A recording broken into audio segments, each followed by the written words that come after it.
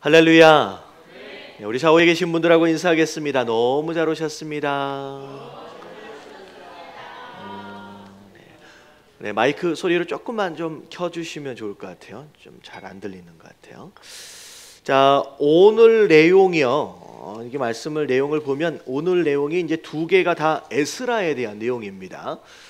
에스라 하면 이게 익숙하지 않으신 분들이 있어요. 에스라라고 하는 이름 자체가. 이거 도대체 어느 때적 사람인지, 도대체 뭐 하던 사람인지 잘 익숙하게 좀 이제 느끼지 못하신 분들도 계실 것 같습니다. 근데 사실 오늘 말씀까지로 해서 이제 구약 성경이 끝나게 됩니다. 그래서 오늘 구약에 대한 전체적인 정리를 같이 해가면서 그렇게 하도록 하겠습니다. 지금까지 제가 핸드아웃으로 나눠드렸던 페이퍼들을 조금 좀 보시면서 그렇게 한번 정리해 주시면 좋을 것 같아요. 자, 여러 가지 우리가 시대들을 따라서 우리가 함께 설명을 좀 해왔었습니다. 자, 시대들에 대해서 얼마나 기억하고 있는지 몇 가지로 그냥 좀 생각을 좀 해볼게요. 자, 첫 번째, 우리가 천지 창조서부터 있어지는 시대를 우리가 무슨 시대라고 불렀어요? 자, 창조 시대라고 불렀습니다. 자, 천지 창조. 자, 며칠 동안? 자, 6일 동안 창조하시고 마지막 7일째에 안식하셨지요. 그래서 그게 안식일이 이어집니다. 첫 번째, 하나님께서 하나님의 형상으로 자, 누구를 만드셨느냐? 사람을 만드셨는데, 자, 이름이 뭐예요? 아담과 하와였습니다. 하나님의 형상으로. 자, 에덴 동산에서 살았어요. 근데 에덴 동산의 모든 과실은 먹되, 자, 한 그루의 과실은 나무의 과실은 먹지 말라. 자, 뭐예요? 이게 선악과였습니다. 선악을 알게 하는 나무. 자, 하와가 먼저 선악과를 따먹고 아담에게 넘겨주고 아담도 먹게 됨으로 말미암아, 자, 어떻게 됐느냐? 에덴 동산에서 쫓겨나게 됐지요. 자, 쫓겨나게 되고 나서 자, 아담과 하와가 아들 둘을 낳게 됩니다. 자, 이름이 뭐예요? 가인과 아벨. 자, 가인은 뭐 하던 사람이었느냐? 농사를 짓던 사람. 자, 아벨은 뭐 하던 사람이에요? 양을 치던 사람이었습니다. 함께 예배를 드리게 되는데, 가인은 농부니까 자기가 농사 지은 것을 가지고 예배를 드렸고, 아벨은 양을 가지고 하나님 앞에 예배를 드렸는데, 자, 누구 예배만 받으셨어요? 아벨의 예배만 받으셨습니다. 가인이 질투한 것으로 말미암아 나중에 들에서 아벨을 죽이게 되고, 자, 가인은 하나님과 상관이 없는 그런 인생을 살게 되고, 아벨 대신 하나님께서 누굴 허락하세요? 셋이라고 하는 새로운 아들을 허락하셔서 하나님의 아들들로 이제 계보를 이어가게 됩니다. 자, 근데 이 두 민족이 나중에 어떻게 돼버려요? 섞여버린 것으로 말미암아 나중에 타락하게 되죠. 타락하게 된 것을 하나님께서 참 기다리고 계시다가 결국은 뭘 작정하셨느냐? 자, 심판을 작정하십니다. 이 심판 가운데 은혜를 입은 사람이 있었어요. 자, 누구예요? 노아. 자, 노아가 방주를 짓고 나서 이 대홍수를 피하게 되죠. 자, 노아의 가족들이 몇 명이었어요? 자, 8명이었습니다. 왜 8명이었느냐? 자, 노아의 아내가 있었고요. 노아에게는 몇 명의 아들들이 있었다? 3명. 3명의 이름이 뭐예요? 셈, 함, 야벳. 자, 이 3명의 아들들이 다 와이프가 있었어요. 그러니까 여기 6명, 여기 2명에서 8명이 되지요. 자, 물심판으로부터 구원을 받은 이 셈, 함, 야벳이 자, 이제 나중에 이제 어떻게 되면 민족을 이루고 사는데, 나중에 뭘 짓게 돼요? 이제 혹시나 홍수가 또 일어나면 어떻게 하느냐? 자기 이름을 높이자라고 하는 여러 이름으로 이유를 가지고 바벨탑을 쌓게 됩니다. 자, 하나님께서 이걸 기뻐하시지 않으셨지요. 그래서 어떻게 했어요? 자, 언어를 혼자 파괴하심으로 말미암아 이 바벨탑도 짓지 못하고 이제 다 흩어져서 살아가게 됩니다. 자, 이때까지가 이제 창조 시대예요. 자, 두 번째, 흩어져서 살고 있는 사람들 가운데 하나님께서 누굴 택하셨느냐? 아브라함을 택하십니다. 자, 아브라함을 택하셨어요. 자, 일대 족장이라고 이야기를 해서 자, 이 시대부터는 무슨 시대다? 족장 시대. 자, 다 알고 있는 내용이죠. 뭐 이게 너무 새롭게 들리면 안 되는 거예요. 자, 이거는 거의 한 대여섯 번 정도로 지금 하고 있는데, 자, 아브라함 선택을 받았어요. 그래서 아브라함에게 하나님께서 축복을 약속하시고 본토 친척 아비집을 떠나라라고 해가지고 하나님의 인도하신 가운데, 자, 더 이제 아브라함이 어디에 가서 살게 되냐면 가나안에서 이제 살게 됩니다. 자, 여기서부터는 이제 지도가 필요해요. 자, 노아의 홍수 전까지는요, 홍수 전까지는 지도가 필요가 없어요. 왜냐하면 그때 어떤 땅으로 어떤 형상으로 이제 어떻게 땅이 생겼는지를 알 수가 없습니다. 홍수로 인하여서 이 땅 전체가 한바탕 뒤집어 엎어진 것으로 말미암아 홍수 이전에는 지도를 그릴 수가 없어요. 그때는 어떻게 생겼는지 몰라요. 근데 홍수 이후에서부터는 지도가 이제 가능하죠. 자, 아브라함. 자, 이제 이 지도가 여기서부터 나오게 되는 거예요. 자, 여기가 이제 지중해고요. 자, 티그리스 유프라테스 강 이렇게 해가지고 여기가 이제 무슨 땅이냐면 갈대아 우르라고 하는 지역입니다. 자, 아브라함의 아버지 이름이 뭐예요? 아브라함의 아버지 이름이 데라. 자, 데라가 원래 갈대아 우르 지방에 살다가 유프라테스 이 강을 쭉 따라서 올라가서 어디서 살아요? 하란 땅에서 살게 됩니다. 자, 하란에서 살고 있다가 데라가 여기서 죽게 됩니다. 죽고 나서 창세기 12장에 하나님께서 아브라함을 찾아가시는 거죠. 하나님께서 본토 친척 아비집을 떠나라 라고 해서 어떻게 해요? 이 하란 땅을 떠나서 자, 이제 가나안 땅으로 들어오게 됩니다. 여기가 이제 가나안이에요. 자, 우리가 이제 지도에서 보면 여기가 이제 뭐냐면 갈릴리. 자, 이게 무슨 강이에요? 요단강. 자, 이게 뭐예요? 사해. 자, 이렇게 있죠. 자, 아브라함이 가나안 땅에 들어왔습니다. 하나님께서 약속하신 아들을 낳게 하셨는데 100세에 낳은 아들. 자, 이름이 뭐예요? 이삭. 이삭이 2대 족장입니다. 자, 이삭이 아들을 낳습니다. 자, 누구하고 누구? 에서와 야곱. 자, 하나님이 에서가 장자였음에도 불구하고 자, 장자권이 누구에게 넘어가요? 야곱에게로 넘어간 것으로 인하여서 결국은 3대 족장은 누가 되는 거예요? 야곱이 되어집니다. 자, 야곱은 다음에 몇 명의 아들을 낳느냐? 4명의 아내로부터 12명의 아들을 낳는데, 자, 특별히 야곱이 사랑했던 아내 이름이 뭐였는지 혹시 아세요? 자, 라헬입니다. 라헬.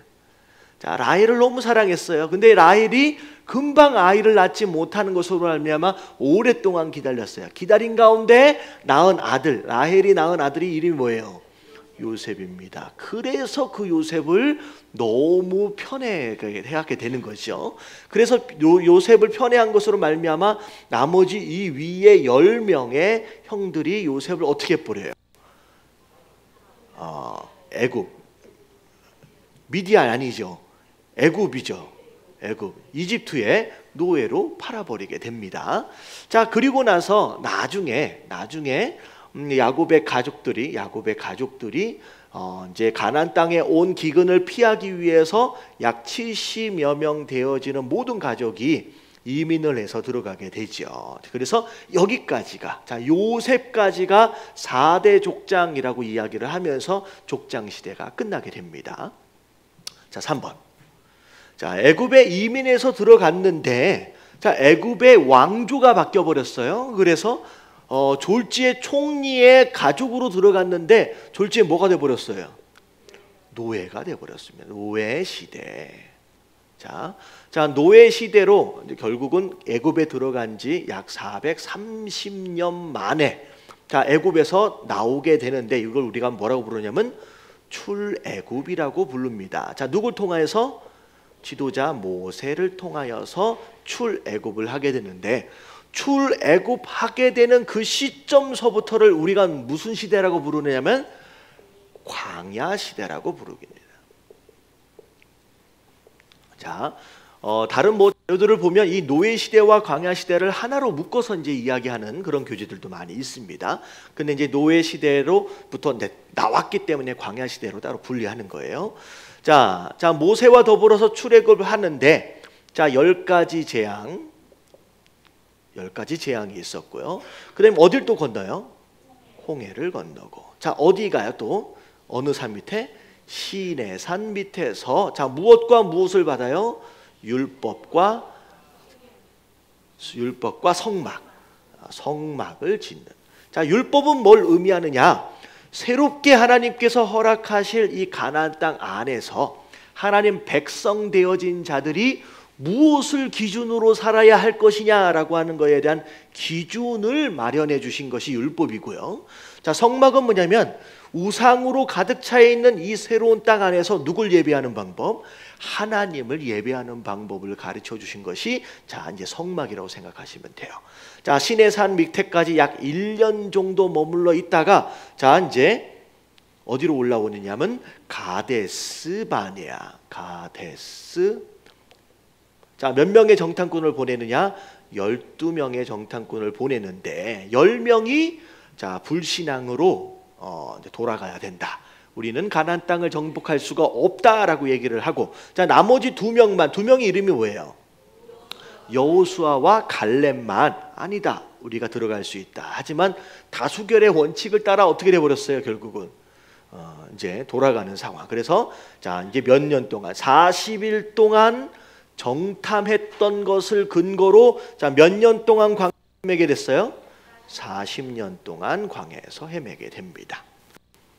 자, 그리고 나서 자, 모세는 40년 후에 모압이라고 하는 요 지역에 와서, 자, 뭐 했어요? 이게 전에 이제 물 낼 때 이렇게 혈기를 부렸잖아요. 그래서 모압 평지에서 모세는 죽고, 자, 새로운 지도자 이름이 뭐예요? 여기 12명, 2명 가운데 한 명, 여호수아가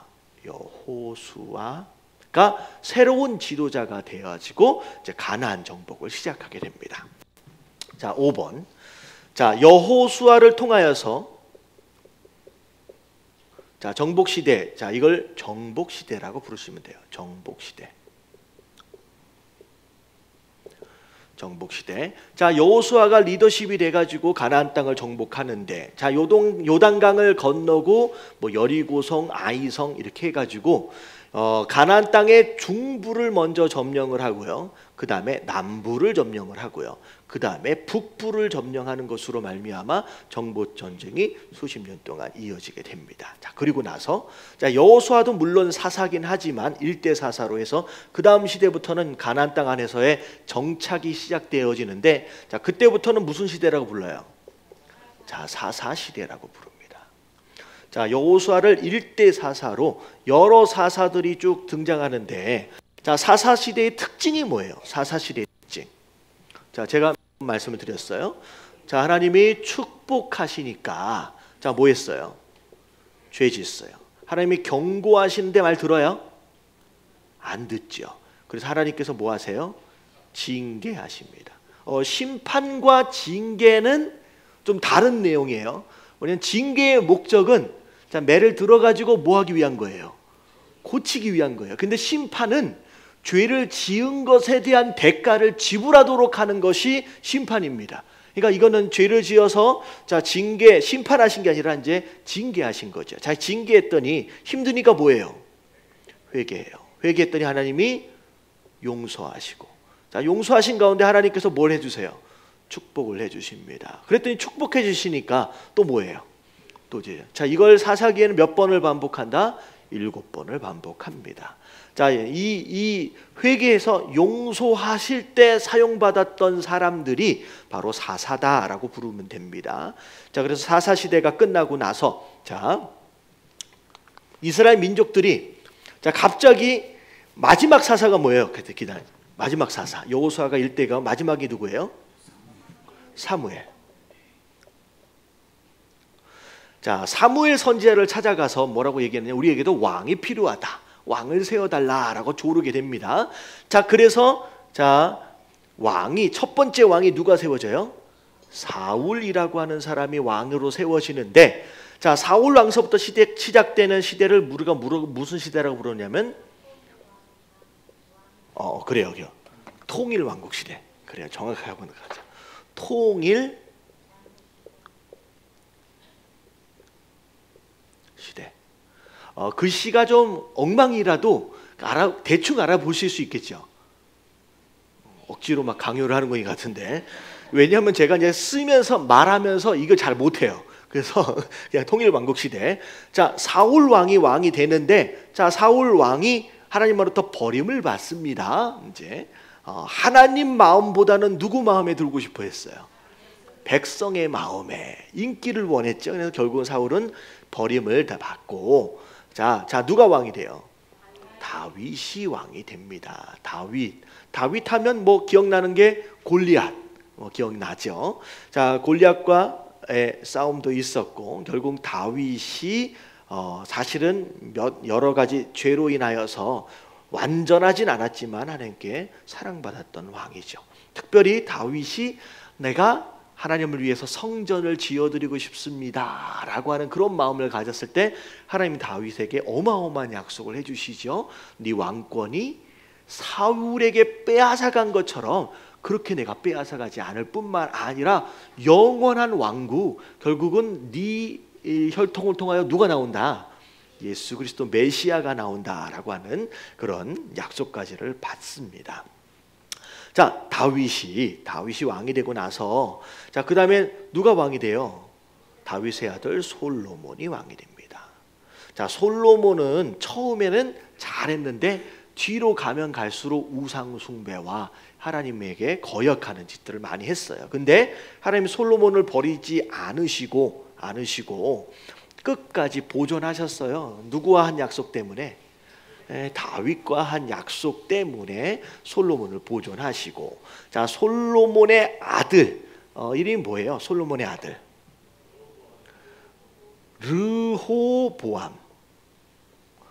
르호보암 때에 이 나라가 둘로 나눠지게 됩니다. 자, 둘로 나눠지는 시대를 우리가 뭐라고 불러요? 분열 왕국 시대라고 부르죠. 분열 왕국 시대. 자, 르호보암은 자, 나중에 어떻게 되냐면 가나안 땅이 이렇게 있어요. 자, 그리고 솔로몬 이 르호보암을 인정하지 않는 10개의 지파가 자, 누구를 왕으로 세웠어요? 여로보암. 뒤에 보암이 비슷해가지고 막 헷갈릴 수 있어요. 근데 여럿이 함께 모였다라고 해서 여로보암이라고 생각하시면 돼요. 르호보암은 그냥 르호보암이고, 르호보암은 2개 지파예요. 왜 그러면 이게 외우려면 이런 이제 스킬들이 좀 필요해요. 그래서 어떻게 되냐면 딱 둘로 나눠지는 거예요. 요쪽에가 이제 북이스라엘. 자, 여기가 뭐가 되는 거예요? 남유다. 자, 남유다는 2개 지파로 만들어져 있습니다. 자, 유다 지파하고 베냐민 지파. 자, 그리고 나머지 10지파가 여기 뒤에 올라가요. 자, 우리가 이제 그래프를 제가 하나 나눠드린 적이 있는데, 자, 북이스라엘은 자, 몇 명의 왕이 세워졌느냐? 19명의 왕이 등장을 하고요. 자, 남유다는 몇 명의 왕이에요? 20명. 잘 따라오고 계시죠? 이거 별로 한지 얼마 안 됐는데 이게 펼쳐 보이면 다 있어요. 자, 19명의 왕 가운데 제대로 된 왕이 없었어요. 굳이 찾으려고 애를 쓰면 누구 정도 있냐면 예후라고 하는 왕 정도 어떻게 뭐 괜찮을라나 싶은 그런 왕. 근데 19명의 대부분의 왕들이 다 망가진 왕입니다. 그래서 나중에 어떻게 돼요? 여기 보면 722년이라고도 돼 있고 21년이라고도 돼 있고, 나중에 어디에 의해서 망해요? 이 북쪽에 있는 아수르에 의해서 북이스라엘은 멸망을 당하게 됩니다. 자, 그리고 이 어떻게 보면 이 북이스라엘 같은 경우에는 정권 자체가, 그러니까 원래 아버지에서 아들로 왕권을 물려줘야 되는데 그렇게 못하게 되는 상황이 몇 번이 있었냐면 8번이 있어요. 8번의 반란으로 인해서 왕조가 계속 바뀌게 됩니다. 왕조가. 하지만 이 밑에는 20명은 이제 유다 지파 이제 계속 왕권을 쭉 이어가죠. 하지만 뭐 중간중간 괜찮은 왕도 있었고 어떤 상황에서는 좀 악한 왕도 있었습니다. 자, 그런 가운데 자, 몇 년도에라고 나와 있어요? 586년도에. 자, 어디에 의해서 망해요? 자, 이 갈대아 우르를 중심으로 해가지고 대제국을 이루었던 바벨론에 의해서 망하게 됩니다. 자, 근데 아수르에 의해서 망할 때의 북이스라엘은 완전히 박살이 나요. 완전히 박살이 나요. 그래서 이 10개 지파의 사람들은 실제로 어떻게 되었는지도 찾아볼 수 없을 정도로 혈통도 다 섞여버리고 세계 관광국국에 다 흩어져서 나중에 돌아오긴 돌아오는데 그 돌아온 민족들을 뭐라고 부르냐면 사마리아 사람이라고 부를 정도로 다른 민족이 되어버려 돌아와 보게 됩니다. 하지만 남유다는 비록 멸망을 당했지만 바벨론으로 끌려갈 때 아주 상당수 많은 사람들이 혈통을 보존하는 가운데 끌려가게 돼요. 자, 끌려갈 때 자, 몇 차에 의해서 끌려가느냐? 자, 이건 처음 말씀드리는 거예요. 3차에 의해서 끌려가게 됩니다. 자, 거기 남유다의 마지막 왕 세 번째서부터 한번 보면 여호와김이라고 하는 왕이 있잖아요. 거기 그래프 혹시 보세요? 자, 여호와김이라고 하는 이제 그 왕의 1차적으로 포로로 끌려가게 됩니다. 그때 포로로 끌려갈 때 그 우리가 잘 알고 있는 다윗과 사드락과 메삭과 아벳느고, 그러니까 왕족들을 중심으로 해서 1차 여호와김 왕 때 끌고 가는 거죠. 그다음에 2차 포로로 끌려갔을 때가 여호와긴이라고 하는 마지막에서 두 번째 왕이에요. 그때 2차로 포로로 끌려가게 됩니다. 그리고 마지막 왕의 이름이 뭐예요? 시드기야 왕 때 3차로 나머지 있는 사람들을 싹 포로로 끌려가게 됩니다. 그래서 포로로 끌려갈 때 3차에 의해서 이제 끌려가게 되죠. 자, 그리고 하나님께서 약속하셨던 시간이 되었어요. 자, 몇 년이 지났어요? 포로로 끌려간 지 70년 딱 채워지면서 그때 이제 무슨 일이 벌어지느냐? 자, 이 멀쩡한 바벨론이 누구에 의해서 망하느냐? 이 동쪽에서 일어난 자, 바사라고 나와 있어요. 페르시아에 의해서 바벨론이 망하게 됩니다. 자, 바벨론이 망할 때 어떻게 보면 바벨론의 포로로 끌려갔던 이스라엘 이 유다 사람들이 졸지에 어느 나라의 포로가 됐느냐? 페르시아의 포로가 되는 것이죠. 자, 페르시아의 포로가 되고 나서 첫 번째 왕의 이름이 뭐였어요? 여기 점령했던 그때 왕이 고레스라고 하는 왕에 의해서 돌아가라. 네 민족들은 돌아가라라고 해서 자, 이 고레스가 칙령을 내림으로 인하여서 자, 1차 이렇게 돌아가요. 이렇게 이 강을 따라서 돌아갑니다. 자, 1차 포로 귀환이 시작되어지는데 자, 이 포로 귀환을 이끌었던 사람 이름이 무엇일까요?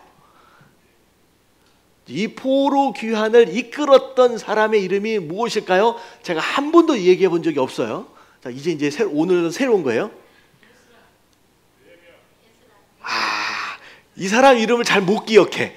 수룹바벨이라고 하는 사람. 들어봤다 나 이 사람 이름. 들어는 봤어 어렴풋이. 수룹바벨. 자, 이 수룹바벨이 무슨 뜻이냐면 바벨론에서 태어났다라는 뜻이에요. 그러니까 1세대가 아니에요. 그 다음 세대에 넘어가서 바벨론에서 태어났던 수룹바벨. 여러분 이 사람이 왕족입니다. 다윗 왕족이에요. 자, 수룹바벨에 의해서 1차 포로 귀환을 합니다. 자, 근데 돌아가라라고 얘기했는데 자, 몇 명이 돌아갔을까요? 자, 퀴즈. 자, 퀴즈. 유다 지파 사람이 몇 명 정도였을까요? 포로로 끌려갈 때. 저도 잘 모르겠어요. 끌려갈 때는. 근데 돌아온 숫자를 전체를 계산하니까 몇 명이 안 되냐면 5만 명이 안 됩니다. 불과 5만 명도 안 돼요. 5만 명도 안 돼요. 자, 1차 포로로 끌려갔던 1차에서 이제 수룹바벨과 함께 이제 귀환을 하게 됩니다. 자, 그런데 지난주에 우리가 살펴봤던 내용들이 뭐였냐면 에스더하고 모르드게 나오잖아요. 에스더하고 모르드게가 어느 시대 사람이냐면 왕 이름이 혹시 기억나세요? 아하수에로. 저도 이름 기억하는 게 어려운데 아하수에로 왕. 자, 그 왕 시절은 고레스 왕 다음 왕이에요. 다다음 왕이에요. 다음. 그러니까 에스더하고 모르드게는 5만 명 안에 안 들어간 거야. 그러니까 포로에서 네 고향 땅으로 돌아가서 네 하나님 열심히 섬겨라 그랬는데 안 쫓아간 거예요. 그러니까 이제 그런 상황을 만난 거예요. 그래서 아하수에로 왕이 어떻게 보면 이 1차 귀환이 있어지고 난 뒤의 사람입니다. 그래서 에스더와 모르드게는 함께 돌아가지 않은 사람들 가운데 하나예요. 자, 그리고 나서 누구 왕이 등장을 하느냐면, 자, 아하수에로 왕 다음에 잠깐만요. 아닥사스다 이름도 되게 어려워요. 아닥사스다 왕 때 자 2차 귀환이 시작됩니다. 자, 2차 귀환을 할 때 이 귀환한 사람들을 함께 인솔했던 사람이 누구일까요? 자, 오늘 배우게 될 에스라예요. 에스라가. 그러니까 포로 귀환을 할 때 함께 돌아왔던 사람이 이제 에스라 2차. 자, 3차는 누굴까요? 아까 나왔는데 느헤미야. 자, 느헤미야가 3차로 포로에서 귀환할 때 느헤미야가 인솔을 하게 됩니다. 자, 여기까지 좀 보면서 자, 그렇게 하게 되고요.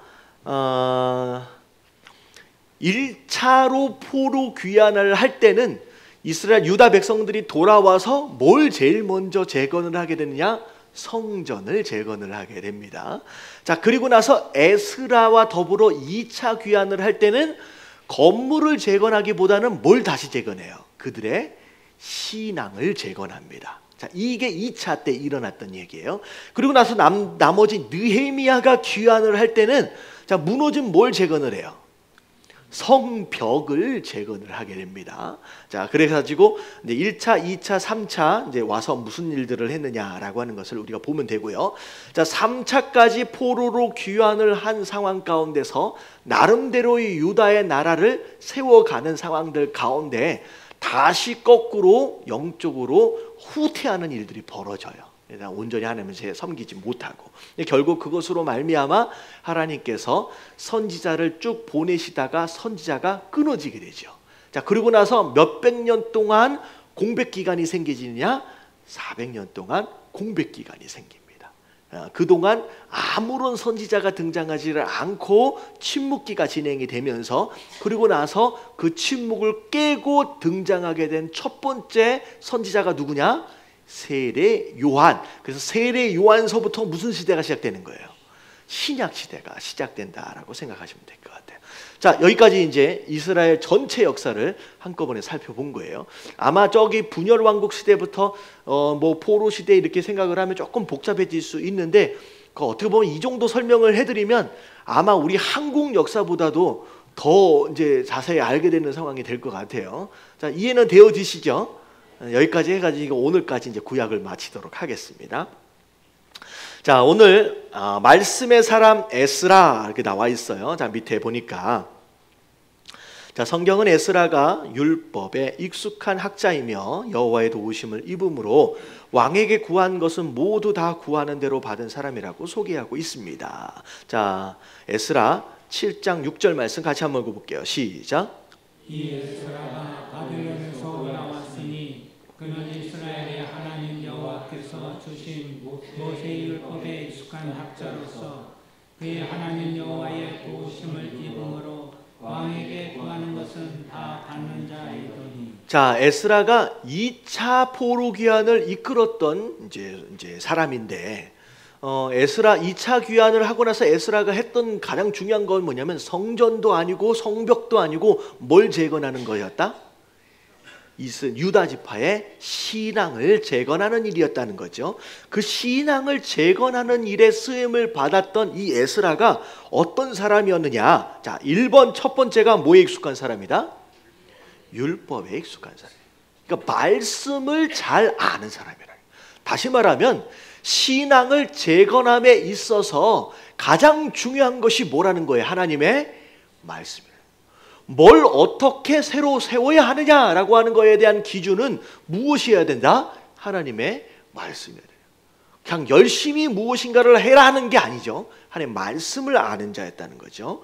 자, 에스라는 진정으로 모세 율법에 익숙한 자였다. 에스라는 당시 세계 제국인 왕이었던 아닥사스다가 하나님의 율법의 완전한 학자라고 칭할 정도로 율법에 익숙한 사람이었습니다. 자, 에스라 7장 12절 말씀 다 같이 시작. 모든 왕과 아닥사스다는 하나님의 율법의 완전한 학자 겸 제사장의 에스라이다. 예, 그래서 그렇다고 그가 지식적으로만 율법을 잘 아는 것만이 아니었어요. 자, 그는 율법의 위대성을 그의 삶으로 보여주는 사람이었습니다. 그래서 이 때문에 왕은 율법에 따라 예루살렘의 형편을 살피도록 에스라를 파송하고 있습니다. 자, 7장 14절 다 같이 시작.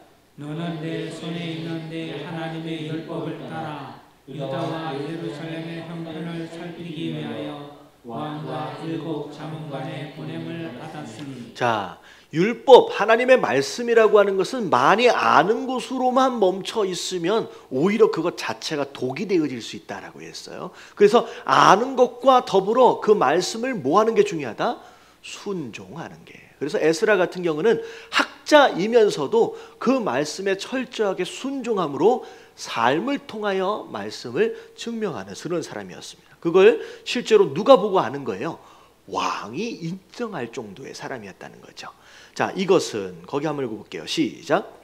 이것은 유대인들이 율법대로 순종하고 있는지 하나님께 대한 예배는 바르게 드려지고 있는지 점검하고 만약 잘못된 것이 있으면 바로잡고 감독하라는 것입니다. 왕은 에스라가 말하는 율법을 유다에서 철저히 테스트해 보는 것이 제국 전체의 미래를 위해 필요하다는 확신을 가지게 되었던 것입니다. 자, 그리고 두 번째 에스라는 어떤 사람이었냐? 자, 누구의 도우심? 하나님의 도우심을 입은 사람이다라는 거죠. 그래서 자, 이제 에스더가 아니라 이거 에스라 7장 9절을 보면 자, 한번 읽어볼게요. 시작.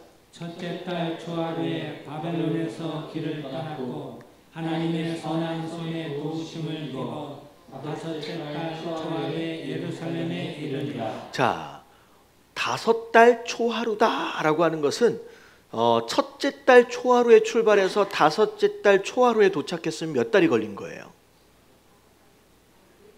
네 달, 이제 4개월이 걸린 거죠. 4개월의 시간을 들여가지고 이제 유대 땅까지 오게 되는 거죠. 그러니까 어떻게 보면 그 과정 자체가 사실은 쉽지가 않아요. 나중에 좀 설명이 좀 나오긴 나오는데 애굽과 바벨론, 페르시아, 이제 길은 하나예요. 어떻게 보면 거리는 되게 멀지만 주로 다니는 길이 하나였습니다. 그러니까 비록 어떻게 보면 그 길은 누가 만든 길이냐면요, 상인들이 만든 길들이에요. 상인들이 많은 길들. 근데 상인들이 그 먼 길을 무역을 위해서 왔다 갔다 하려면 많은 돈도 가지고 있을 거고 많은 재물도 가지고 있을 거고요. 근데 그 많은 돈과 재물을 운송한다라고 한다면 그 길에는 항상 또 뭐가 있을 수 있어요?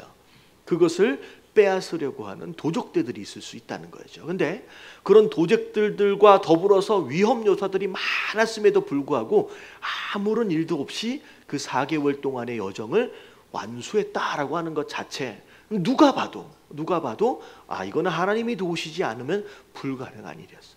심지어 상인들조차 그 길을 다닐 때는 항상 누굴 데리고 다녔어요? 자기 재산을 보호할 만한 군인들을 데리고 다녔거든요. 사병들을 데리고 다녔어요. 근데 이 에스라 같은 경우에는요, 그 길을 떠남에 있어서 왕이 군인을 내가 붙여줄까 했더니 뭐라고 그랬어요? 그런 거 필요 없습니다. 그냥 우리끼리 갑니다. 아무런 보호도 없이, 아무런 군인들도 없이 그냥 맨몸으로 아이들과 더불어 이 2차 귀환을 시도한 거예요. 그러니까 아무 일도 안 일어났다라고 하는 것 그 자체가 에스라의 능력이 아니라 누구예요? 하나님이 보호하심이다라고 밖에 말할 수밖에 없는. 그래서 에스라와 더불어서 이 내용들을 보면 에스라가 하는 일들마다 이런 구절이 많이 나와. 하나님의 선하신 도우심으로 말미암아 이것들이 가능할 수 있었다라고 자주 이제 표현이 나오게 되는 것이죠. 자, 밑에 내용도 마찬가지예요. 하나님은, 아니 에스라는 하나님의 도우심을 항상 받았던 사람이었다. 자, 세 번째, 자, 뭐 하는 대로? 구하는 대로 받는 사람이었어요. 구하는 대로 받는. 이게 1, 2, 3, 4 이렇게 쭉 이어지잖아요. 근데 사실은 어떻게 보면요, 1번서부터가 원인이 되는 거예요. 말씀을 알고 말씀에 순종할 줄 아니까 하나님 뭐 해주시는 거예요? 그냥 도와주시는 거예요. 보호해 주시는 거예요. 말씀대로 사니까. 그러니까 말씀대로 사니까 도와주시고, 도와주시니까 필요한 것들마다 하나님께서 뭐 해주신다? 공급해 주신다라고 하는 거죠. 이게 어떻게 보면 순서대로 가는 거예요. 우리가 정말로 거꾸로 생각한다면 정말 구하는 대로 받길 원하시는 분 아멘 하십시다. 확실히 원하시죠. 그러면 하나님의 도우심이 우리 안에 필요한 거예요. 근데 그 도우심은 어디에서 온다? 이런 말씀에 순종하는 자들에게 허락하시는 거예요. 자, 구하는 대로 받는다. 무엇이든지. 그래서 에스라 7장 13절에 보면, 다 한번 읽어볼게요. 시작. 조서를 내리노니 우리나라에 있는 이스라엘 백성과 그들 제사장들과 레위 사람들 중에 예루살렘으로 올라갈 뜻이 있는 자는 누구든지 너와 함께 할지어다. 네, 포로에서 귀환을 하는데 네가 원하는 자라고 한다면, 그리고 그가 원한다라고 한다면 누구든지 그냥 데려가도 된다라고까지 얘기를 해주는 거예요. 왕이. 이거 어마어마한 거죠. 그리고 심지어 자, 7장 20절은 더 장관입니다. 한번 읽어볼게요. 시작. 그 외에도 내 하나님의 성전에 쓰일 것이 있어서 내가 드리고자 하거든 무엇이든지 궁정 창고에서 내다가 드릴지니라. 네, 네가 만약에 하나님을 섬기기 위해서 아니면 가서 쓸 필요가 있어서 정말로 이런 재정적인 것들이 필요하다라고 하면 어디에 갖다 써라? 군중 창고. 군중 창고면 누구 창고예요? 왕의 창고군요. 거기다가 마음대로 갖다 쓰라는 거예요. 마치 오늘날로 얘기하면 한국에는 그런 게 없죠. 백지 수표 뭔지 모르시죠? 미국에는 수표를 이렇게 쓰거든요. 제가 이제 미국 맨 처음에 갔을 때 되게 어려웠던 것들 중에 하나가 뭐냐면 그 은행에서 나오는 수표가 있어요. 아무것도 안 적어져 있는 수표. 근데 이 돈을 누구에게 줄 거냐라고 하는 그 줄 사람의 이름을 적고 그 다음에 밑에다가 액수를 적으면, 그리고서 사인을 하면요, 은행 어카운트에 그 돈이 있으면 그냥 그것이 그냥 발행이 돼버리는 거예요. 그러니까 백지수표라고 하는 것은 뭐냐면 그냥 이름만 적어주는 거예요. 너한테 줄 테니까 자, 밑에 있는 숫자는 누구 마음대로, 네 마음대로 적으면 된다는 거예요. 그래서 공을 갖다가 한도 끝도 없이 붙여도 그거 다 받아낼 수 있는 것처럼의 그런 수표거든요. 근데 마치 백지 수표를 주는 것처럼 그냥 창고문 열어줄 테니까 마음대로 가져가라는 거예요. 여러분 잘 생각해 보세요. 이런 얘기를 하니까 이 왕이 어마어마하게 부자겠구나. 그냥 부자니까 그냥 뭘 좀 가져가도 티도 안 나니까. 근데 잘 생각해 보세요. 여러분 부자면 부자일수록 어때요? 더 인색해요. 여러분 넉넉하다고 다 퍼주는 게 아니에요. 이거는 왕이 부자기 때문에 넉넉하기 때문에 그냥 다 줬겠거니 이게 아니라 지금 에스라를 뭐 했기 때문이에요. 여러분 믿었을 뿐만 아니라 사실은 에스라를 사랑했어요. 이 왕 자체가 에스라라고 하는 이 인격체를 사랑하지 않으면요, 믿어주는 것 이상으로 사랑하는 마음이 아니면요, 이렇게 창고문 안 열어줘요. 대표적인 예가 그 지난주에 나왔던 그 에스더 막 옆에서 막 이렇게 했더니 그 왕이 그 이름 뭐죠? 아하수에로 왕. 외국인 이름들은 잘 안 이어져요. 아하수에로 왕. 이 왕이 심지어 뭐라고까지 얘기해요? 마음대로 얘기하는 거에 모두 내가 나눠주겠다. 나라의 반쪽이라도 정말로 사랑했기 때문에. 그러니까 심지어 여러분 하나님의 사랑을 받으면요, 심지어 누구의 사랑도 받을 수 있어요. 사람의 사랑도 함께 더불어 받을 수 있는 거예요. 그러니까 다 열어주는 거예요. 구하는 대로. 이거는 하나님이 누굴 통하여 주시는 거예요. 왕을 통하여, 사람을 통하여 다 채워주신다라고 하는 것이죠. 자, 이게 바로 말씀에 순종할 줄 아는 사람의 삶의 모습이에요. 자, 밑에 정리를 이제 하게 됩니다. 4번을 보니까 이 같은 삶을 살 수 있었던 원인이 무엇이었느냐. 자, 다 같이 한번 읽어볼게요. 시작. 에스라가 이처럼 모든 일에 하나님의 도움의 손길이 함께하는 삶, 구하는 것은 무엇이든 얻는 삶을 살 수 있었던 비결은 그가 율법을 뭐 했어요? 연구했어요. 이 에스라는 지금 사실은 돌아가기 전까지만 해도 유대 땅에 있는 어떻게 보면 율법에 대한 모든 내용들을 어떻게 해서든지 재건하기 위해서 율법의 흔적들을 막 찾아 모으기 시작합니다.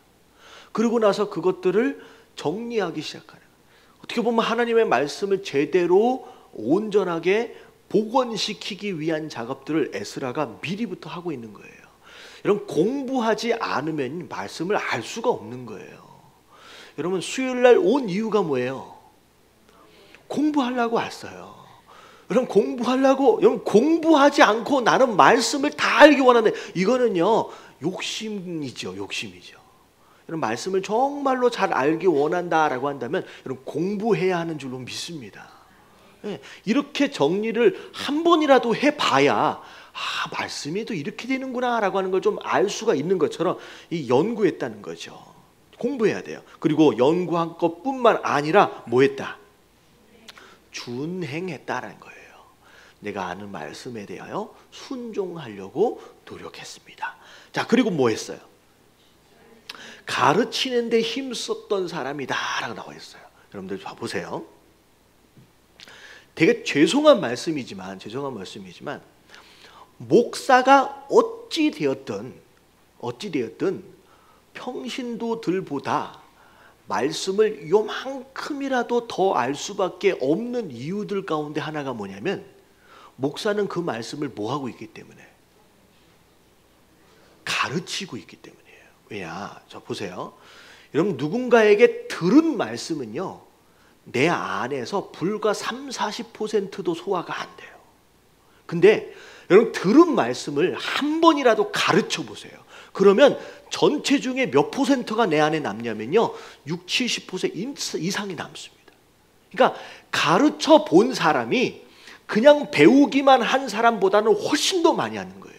그래서 여러분, 설교 말씀을 들으시잖아요. 주일날이 되었던 오늘같이 말씀을 공부하잖아요. 어떻게 했던 깨달은 것들에 대하여 누구에겐가 꼭 가르쳐보는 습관을 길러보십시오.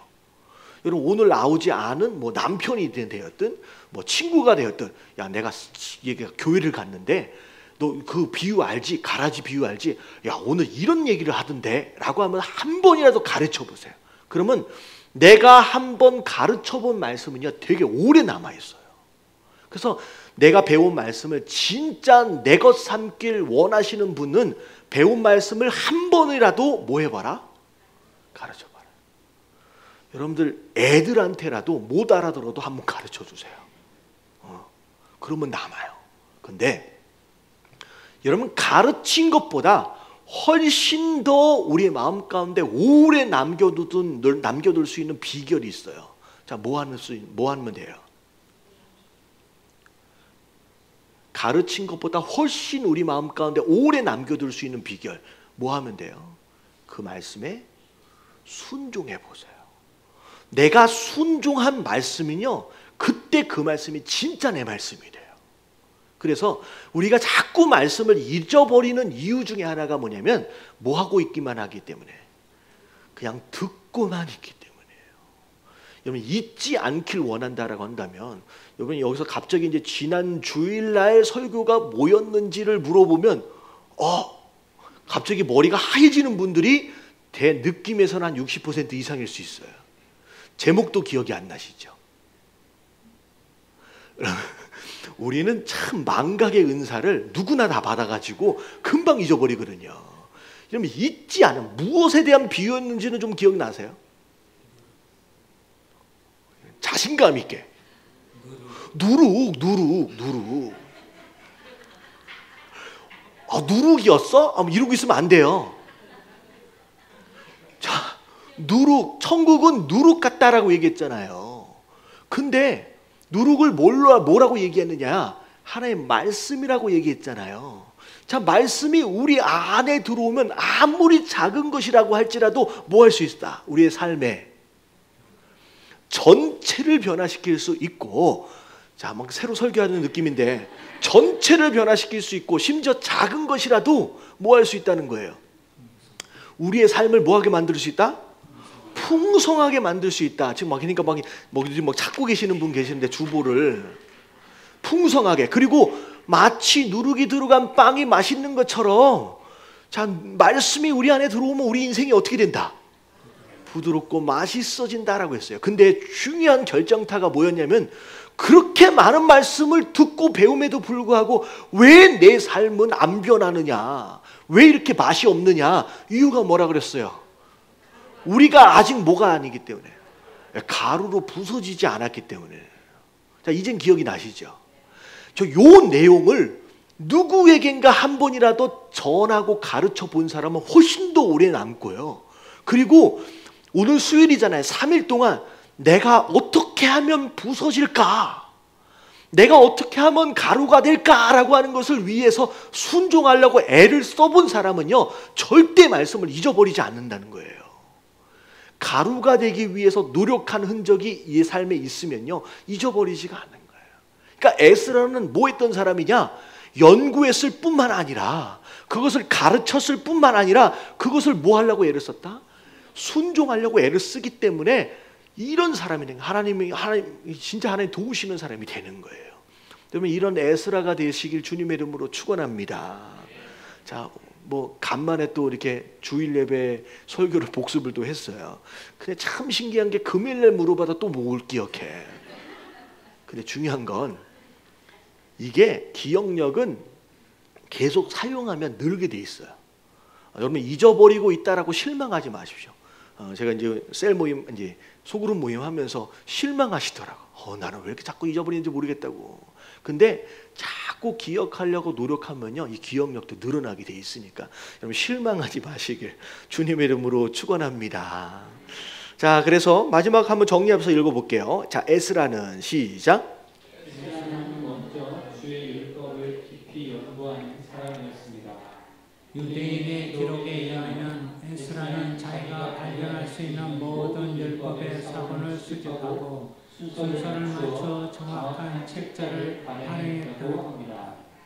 또한 그는 스스로 그것을 지켜 준행하는 사람이었습니다. 그뿐만 아니라 그는 그 말씀을 백성들에게 가르치기를 열망하는 사람이었습니다. 그가 조국을 찾아온 것은 다름이 아니라 이스라엘 사회가 여호와의 말씀에 확고히 서도록 돕기 위한 것이었습니다. 말씀을 배우고 말씀을 지키며 말씀을 가르치기 위해 힘쓰는 사람에게는 에스라에게 주어졌던 놀라운 특권이 뒤따르게 됩니다. 자, 그래서 말씀대로 살려고 노력했던 사람이었습니다. 자, 두 번째 에스라를 보면, 자 2차 귀환을 인솔했던 에스라가 했던 가장 중요한 내용은 영적 개혁이었어요. 이스라엘에. 자, 그의 어떤 모습이 이 같은 철저한 신앙 운동을 성취케 했는지, 자, 보면, 자, 첫 번째, 말과 행동이 일치하는 신앙이었습니다. 자, 에스라는 귀한 자들과 함께 예루살렘으로 출발하기 전에 뭘 선포했어요? 금식 기도. 자, 당시 거기서부터 한번 읽어볼게요. 당시 그 길은 시작. 당시 그 길에는 바벨론과 애굽을 오가면서 무역을 하던 대상들을 약탈하고 그들의 생명까지도 빼앗던 도적들이 빈번했습니다. 때문에 많은 재물을 지참하고 어린아이들까지 동행한 에스라 일행은 도적들의 표적이 되기 십상이었을 것입니다. 사실 에스라는 왕의 임명과 위탁을 받아가는 길이었기에 안전을 위해 호위병을 당연히 요청할 수 있는 상황에 있었습니다. 하지만 그는 왕께 호위병을 요구하는 것을 부끄럽게 여기고 오직 하나님만 의지하기로 결정한 것입니다. 자, 그래서 에스라 8장 22절을 보면, 자, 이는 우리가 전에 왕에게 이르기를 우리 하나님의 손은, 자, 하나님이 어떤 분이냐라고 하는 거에 대해서 왕에게 그렇게 설명을 한 거예요. 우리 하나님의 손은 자기를 찾는 모든 자에게 뭘 베푸신다? 선을 베. 자기를 배반하는 모든 자에게 뭘 내리신다? 권능과 진노를 내리신다. 하나님은 공의로우신 분이라는 거죠. 자, 하였으므로 길에서 적국을 막고 우리를 도울 보병과 마병을 왕에게 구하기를 부끄러워했다는 거예요. 왜냐하면 누가 보호하신다고 얘기했어요, 여태껏. 하나님이 우리를 보호하신다고 그렇게 이야기해왔기 때문에 지금 이 군인들을 구한다라고 하는 것 자체에 대해서 부끄럽게 생각했다라는 거죠. 자, 그래서 자, 에스라는 철저하게 누구를 신뢰하는 사람이었느냐? 하나님을 신뢰하는 사람이었어요. 자신의 입술로 고백한 바를 그대로 실행하는 사람이었던 것입니다 라고 나와 있어요. 자, 그때 상황을 좀 생각을 해볼게요.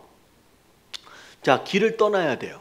자, 2차 포로 귀환 때 제가 자료를 찾아보니까 몇 명 정도 포로를 귀환을 하게 되냐면 1,700여 명 정도, 17,000여 명 정도, 그러니까 17,000여 명 정도가 함께 에스라와 동행하는 거죠. 그러니까 거의 2만 명 정도 가까운 인원수가 지금 군인이 없이, 그리고 지금 왕궁에 있는 뭘 열어서 다 가지고 오고 있어요. 필요한 보물들을 다 챙겨서 가지고 오고 있는 상황 가운데서 거의 2만 명이 되는 사람들이 줄지어서 간다라고 했을 때 이게 쉽겠느냐는 거죠. 굉장히 위험할 수밖에 없는 상황. 자, 군인들을 요청하는 게 맞아요? 아니면 에스라처럼 군인 없이 그냥 가는 게 맞아요? 아니, 솔직하게 생각을 해보자고요. 여러분, 이 상황이 우리 삶 가운데 이제 일어났다라고 생각해 보세요. 군인을 요청하는 게 맞아요? 아니면 그냥 가는 게 맞아요?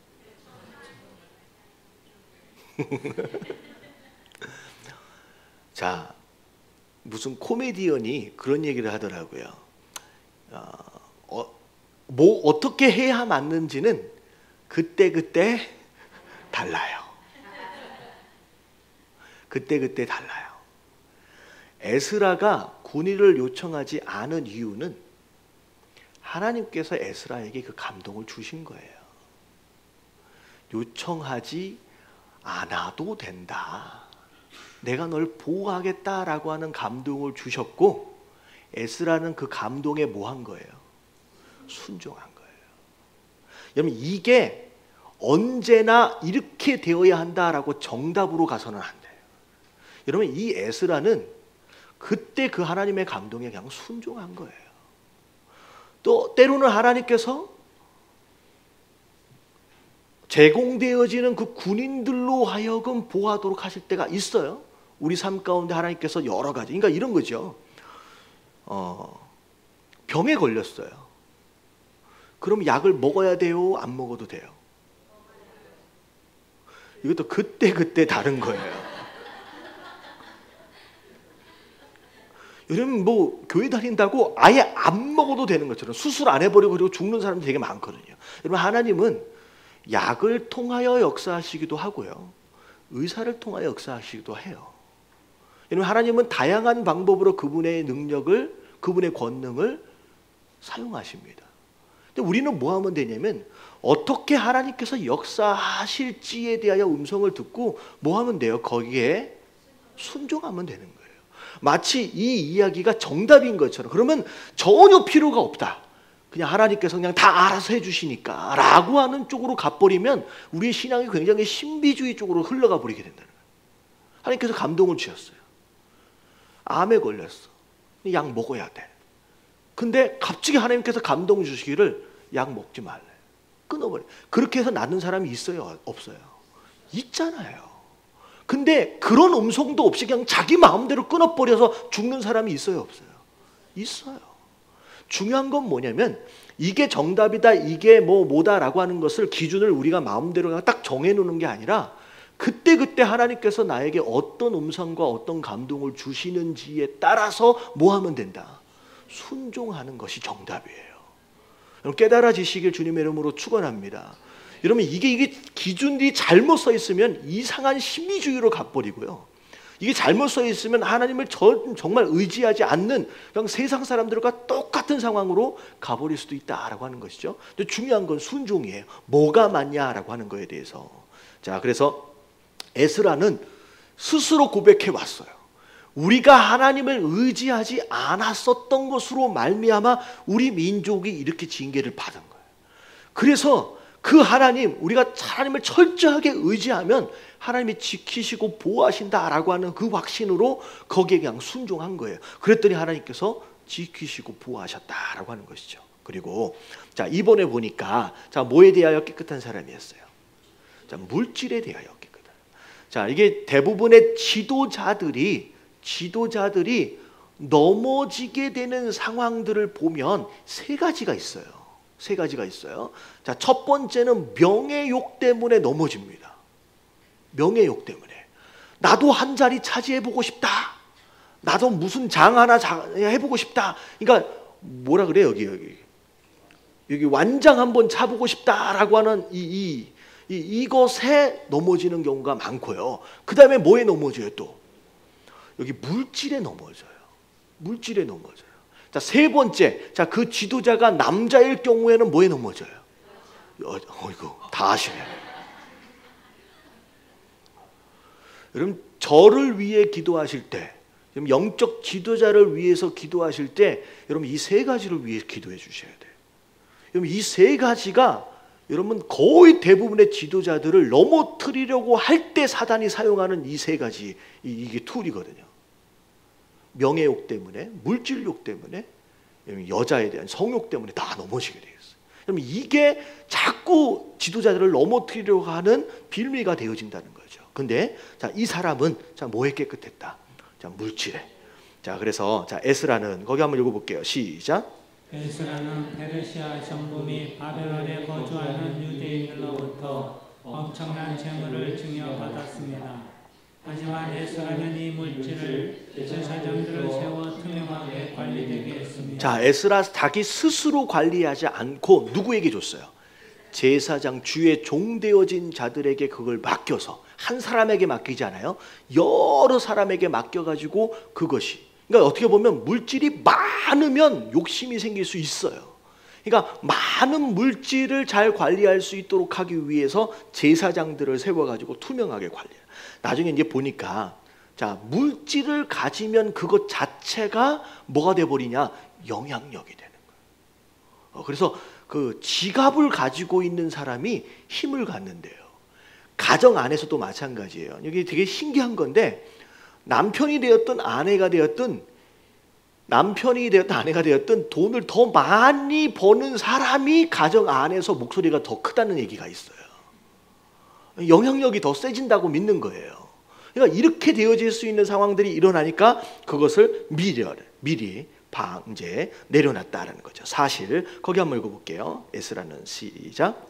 사실 에스라는 제사장이었기에 성전을 위해 바쳐진 그 제물들을 직접 관리해도 아무런 문제가 되지 않았을 것입니다.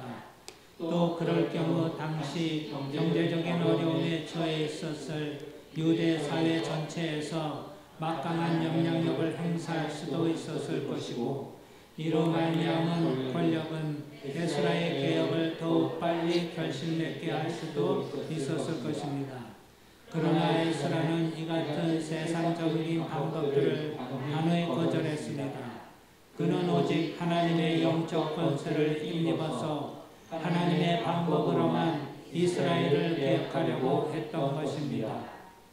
자, 그래서 우리가 선교를 할 때에 근데 돈을 주로 가지고 들어가는 설교는 거의 10중 8구 다 실패합니다. 왜냐하면 돈을 가지고 들어가는 순간 거기에 있는 현지인들이 뭐에 관심을 보여요? 복음보다 돈에 관심을 보여요. 그래서 나중에 어떻게 보면 이렇게 돼요. 돈을 가지고 들어가가지고 교회를 딱 지어놓잖아요. 그러면 현지인들이 교회 와서 청소를 안 해요. 왜냐하면 이 성전은 누구 성전이기 때문에 선교사 성전이라고 생각해요. 그래서 청소도 안 해요. 그러니까 돈을 가지고 들어간 대부분의 선교는요 거의 다 실패합니다. 근데 돈을 가지고 들어가면 효과는 굉장히 빨리 진행이 되죠. 근데 어떻게 보면 이런 거죠. 돈을 앞장 세워서 하면 빨리 열매를 맺을 수 있지만 돈이 딱 떨어져 버리는 순간 그 영향력은 끝나버리게 되는 거예요. 더 이상 돈이 필요 없는 상황이 돼버리면 이제 그 영향력이 끝나게 되는 거죠. 그래서 이 에스라도 어떻게 보면 돈을 가지고 더 빨리 무엇인가를 이룰 수 있었지만 그렇게 하지 않았다라고 하는 그런 내용이라고 생각하시면 되겠습니다. 자, 물질에 대하여 깨끗한 신앙. 자, 그리고 세 번째, 자, 무엇을 진심으로 슬퍼하는 신앙? 죄. 에스라가 개혁 운동을 위해서, 신앙의 재건을 위해서 가장 먼저 했던 것이 뭐냐면 회개 운동이었어요. 회개 운동이었어요. 자, 에스라는 포로에서 귀환한 이스라엘 백성이 자, 이방인들과 통혼하며 그들의 생활 방식을 따르고 있다는 정보를 접하고는 크게 근심하며 참회 기도를 드렸습니다. 자, 그러면서 9장에 나타나는 에스라의 참회 기도는 우리라는 말이 무려 31회나 나오고 있습니다. 자, 에스라는 백성들의 죄가 곧 자기 자신의 죄라는 의식과 아울러 그에 대한 책임을 강하게 느낀 것입니다. 어떻게 보면 에스라는 그런 죄를 짓지 않았음에도 불구하고 백성들의 죄를 자기의 죄로 끌어안고 함께 기도했던 사람입니다. 자, 거기 한번 또 읽어볼게요. 에스라의 시작. 에스라의 진실한 참회는 구체적인 회개 운동을 일으키게 되었습니다.